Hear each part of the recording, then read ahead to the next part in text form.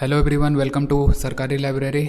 सबसे पहले तो अभी जेएसएससी के कई सारे वैकेंसी जो है आने वाले हैं, और आप अगर जेएसएससी का प्रिपरेशन कर रहे हैं तो आपको एक लैंग्वेज पेपर चूज करना पड़ेगा। लैंग्वेज पेपर कौन सा चूज करें? अगर आपने हिंदी पढ़ रखा है या इंग्लिश पढ़ रखा है तो आपको बहुत दिक्कत आने वाला है, क्योंकि हिंदी इंग्लिश है नहीं। तो कौन सा पेपर चूज करें? तो सबसे जो आसान लैंग्वेज है तो वो है, एक तो चूज कर लीजिए खोरठा भाषा। ठीक है, खोरठा भाषा जो कि बिल्कुल हिंदी की तरह है। तो खोरठा भाषा जो है तो हिंदी की तरह है, लेकिन फिर भी जो अगर आप बुक से पढ़ेंगे तो आपको बहुत सारा परेशानी उठाना पड़ेगा। ऐसे ऐसे शब्द हैं जो कि आपको समझ में बिल्कुल नहीं आएंगे। तो क्या करना है, तो जो हमारा चैनल है सरकारी लाइब्रेरी, इसको ज़रूर सब्सक्राइब करें। यहाँ पे जो है खोरठा भाषा को हिंदी के माध्यम से समझाने का प्रयास किया जाता है। ठीक है, तो अभी तक अगर हम बात करें ये खोरठा भाषा की, तो देखिए खोरठा भाषा जो है तो इसमें हमने सबसे पहले शुरू किया है छैहर कहानी। छैहर कहानी में टोटल 10 कहानी है। 10 कहानी में से 2 कहानी हमने डिस्कस कर लिया। आज हम तीसरा कहानी को डिस्कस करेंगे, जिसको लिखा है चित्तरंजन महतो चित्रा के द्वारा। ठीक है, तो तीसरा कहानी है छैहर का, और ये कहानी है हम कैसे जियब। और हम कैसे जियब का मतलब खोरठा में क्या है, सॉरी, ये खोरठा भाषा में हम कैसे जियब कहा गया है, लेकिन हिंदी में इसी का मतलब है मैं कैसे जीऊँ। ठीक है, तो जियब, जियब का मतलब क्या हो गया, तो मैं कैसे जीऊँ देहाती भाषा में बोल दिया जाता है। कुछ घटनाक्रम हो जाता है, जैसे किसी का परिवार का मुखिया का देहांत वगैरह हो जाता है, तो घर में दुख का माहौल बन जाता है, और वहाँ पे जो है ये अक्सर सुनने को मिलता है मैं कैसे जीऊँ। तो इस टाइप के शब्द देखने को मिलते हैं। ठीक है, तो इसी तरह से ये भी कहानी है, बिल्कुल उसी तरह से है, हम कैसे जियब यानी कि मैं कैसे जीऊँ। सबसे पहले याद रखिए कि ये जो कहानी है हम कैसे जियब, तो ये छैहर जो पुस्तक है जिसको लिखा है चित्तरंजन महतो चित्रा ने, तो इसी पुस्तक में ये कहानी है हम कैसे जियब। और ये जो पुस्तक है छैहर पुस्तक, तो ये इसके प्रकाशक कौन है, तो ये है खोरठा भाषा साहित्य संस्कृति अकादमी रामगढ़ के द्वारा इस पुस्तक को प्रकाशित किया गया था, और इस वर्ष प्रकाशन हुआ था 2007 में। इस पुस्तक में मतलब कि छैहर पुस्तक में टोटल 10 कहानी है, जिसमें से 2 हमने पहले डिस्कस कर लिया था। आज हम तीसरा कहानी हम कैसे जियब को पूरे डिटेल में डिस्कस कर रहे हैं। तो चलिए शुरू करते हैं। देखिए सबसे पहले ये कहानी जो है, तो सबसे पहले ये याद रखिए झारखंड जो है तो ये पूरी तरह से माओवादी से ग्रस्त मतलब कि स्टेट है। यहाँ पे जो है उग्रवाद बहुत ज़्यादा है, माओवादी। इसी को एमसीसी भी कहा जाता है लोकल लैंग्वेज में। ठीक है, तो एमसीसी कहिए, माओवादी कहिए, तो एमसीसी माओवादी उग्रवाद से बहुत ज़्यादा पीड़ित है झारखंड। और यहाँ पे अक्सर जो है माओवादी और पुलिस के बीच में मुठभेड़ होता रहता है। और ये जो मुठभेड़ होता है दोनों के बीच में, एमसीसी और पुलिस के बीच में, तो इस मुठभेड़ में मारा कौन जाता है, माओवादी तो मारे भी जाते हैं, पुलिस भी मारे जाते हैं, और इनके साथ साथ जो यहाँ के निर्दोष निवासी है, जो कि आम जनता है, आम जनता भी अपना जान गंवा बैठती है। तो इसी कहानी में जो है उसी का चित्रण किया गया है कि किस तरह से माओवादी और पुलिस के मुठभेड़ में जो है एक आम नागरिक यहाँ पे मर जा रहा है इस कहानी में। तो इसी को लेकर ये कहानी है। तो सबसे पहले देखिए इस कहानी का जो मुख्य पात्र हैं तो कौन कौन है, तो यहाँ पे देखिए सबसे पहले एक व्यक्ति है महेसर। ठीक है, महेसर कहा गया है। इस कहानी का जो मुख्य पात्र है तो वो है महेसर, और ये महेसर जो है तो ये सरकारी नौकरी कर रहा है। ठीक है, तो वो सरकारी नौकरी कर रहा है महेसर, और इसकी एक पत्नी है पार्वती। तो पार्वती कौन है, तो एग्जाम में पूछ लिया जाए कि पार्वती कौन है, तो ये महेश्वर की पत्नी है। ठीक है, तो महेश्वर की पत्नी हो गई पार्वती, और इसका जो भतीजा है तो वो है रघुनाथ। ठीक है, महेश्वर का जो भतीजा है तो वो है रघुनाथ, जो कि इसका गोतिया भतीजा है।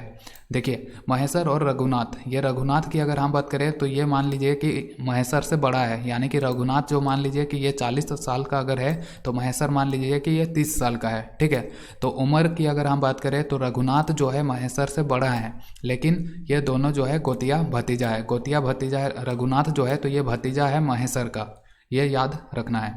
और इसी में और एक जो पात्र है तो वो है चुनिया। ठीक है, चुनिया ये महिला है, और इसी का पति जो है इस कहानी में पुलिस और माओवादी के बीच में जो मुठभेड़ होता है तो उस मुठभेड़ में चुनिया के पति मारे जाते हैं।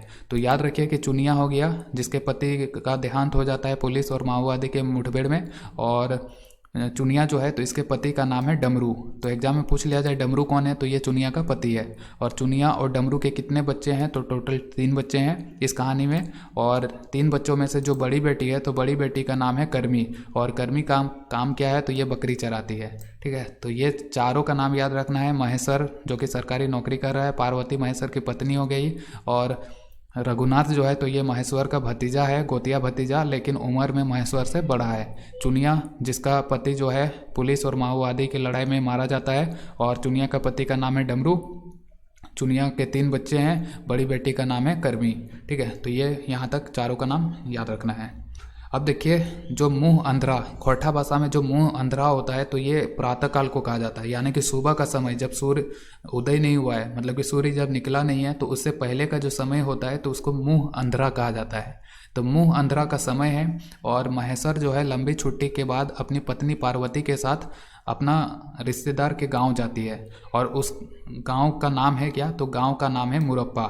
ठीक है, तो मुरप्पा याद रखे, मुरप्पा गांव जो है तो ये महेश्वर और उसकी पत्नी पार्वती, महेश्वर और अपनी बीवी के साथ, पत्नी के साथ जो है रिश्तेदार के यहाँ जाते हैं।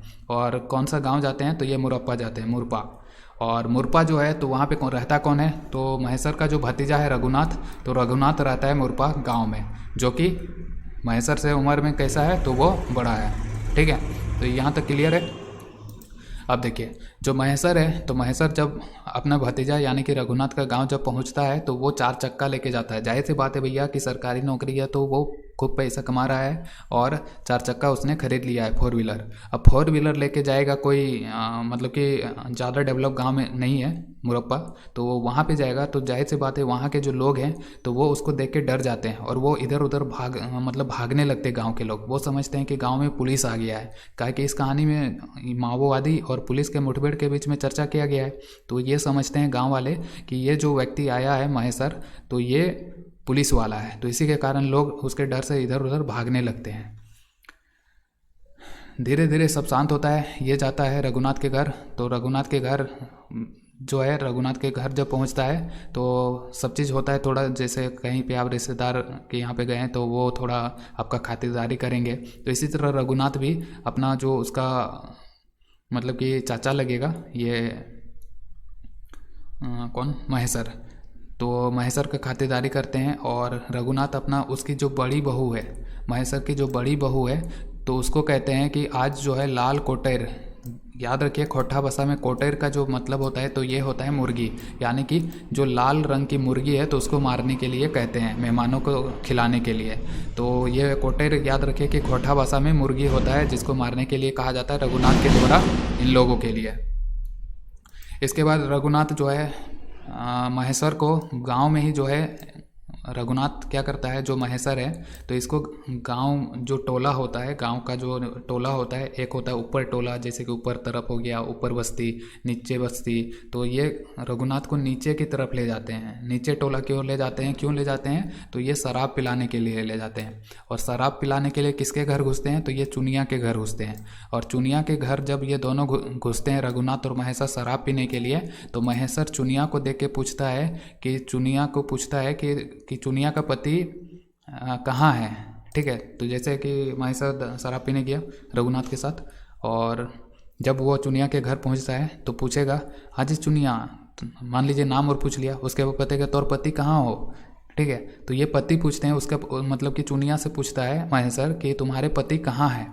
तो इसी दौरान रघुनाथ उसके बदले में चुनिया क्या जवाब देगी, बल्कि रघुनाथ उस चुनिया की साइड से जवाब देता है कि इसका जो पति है, चुनिया का पति, बहुत ही सीधा साधा आदमी था, और इसको एक दिन क्या होता है कि जो एमसीसी होता है यानी कि माओवादी, तो वो एमसीसी इसके आदमी को एक दिन पकड़ के ले जाते हैं।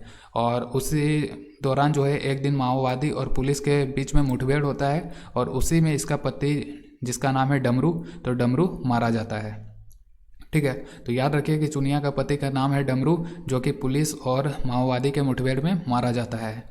और इसी दौरान रघुनाथ कहता है कि चुनिया के 3 बच्चे हैं, बड़ी बेटी का नाम है कर्मी, जो कि बकरी चराती है, और छोटी बेटी जो है तो वो जो सबसे छोटा बेटा है तो उसका देखभाल करती है। यानी कि 3 बच्चे, 2 लड़की हो गई, सबसे बड़ी लड़की का नाम है कर्मी, जो कि बकरी चराती है। इसके बाद दूसरा वाला जो बच्चा है तो वह लड़की है, और उसका काम क्या है, जो सबसे छोटा बेटा है चुनिया का, तो उसका देखभाल करती है। और छोटा बेटा का आयु कितना बताया गया इस कहानी में, 3 साल का बताया गया है।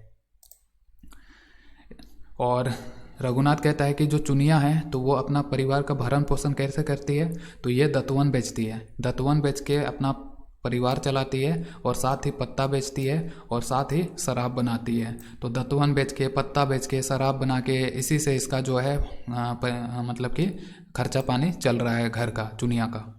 तभी चुनिया जो है रोने लगती है ये सब कहते हुए, मतलब कि ये सब सुन के, और वो कहती है कि हम जियब कैसे, ठीक है। जैसे कि उसका जो उसके साथ जो भी पास्ट में घटना हुआ है उसको याद दिला दिया गया।